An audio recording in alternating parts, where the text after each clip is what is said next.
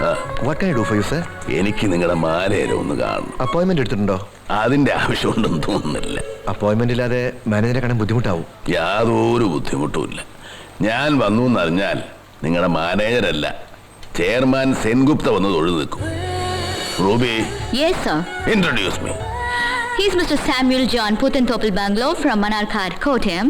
Samuel John. SP account number 3. You said it. ക്ഷമിക്കണം sir. Please sit down. Madam, please. 1 minute, sir. Just 1 minute.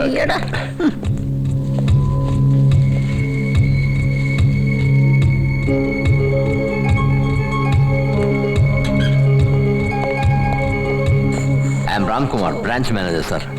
പേരിലൊന്നും വലിയ കാര്യമില്ല, സർവീസാണ് പ്രധാനം.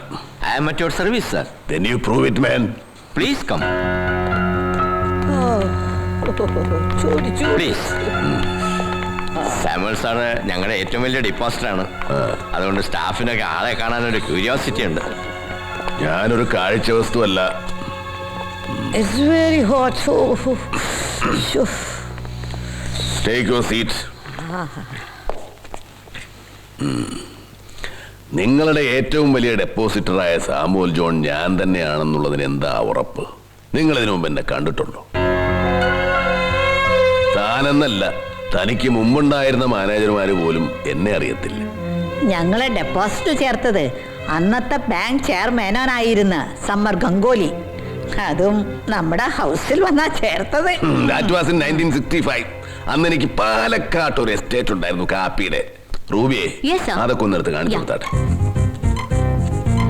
ഇത് സാറിന്റെ passport, ration card, election identity card. ഇത് സാറിന്റെ റോട്ടറി ക്ലബ് കാർഡ്. ബുഷ് നമ്മുടെ വീട്ടിൽ വന്ന് ഊണ് കഴിച്ചപ്പോ എടുത്ത ഫോട്ടോ അങ്ങ് എടുത്ത് കാണിക്കണി വേണേ. ഏത് ബുഷ്? അമേരിക്കയിലെ രാജീവ് ഗാന്ധി.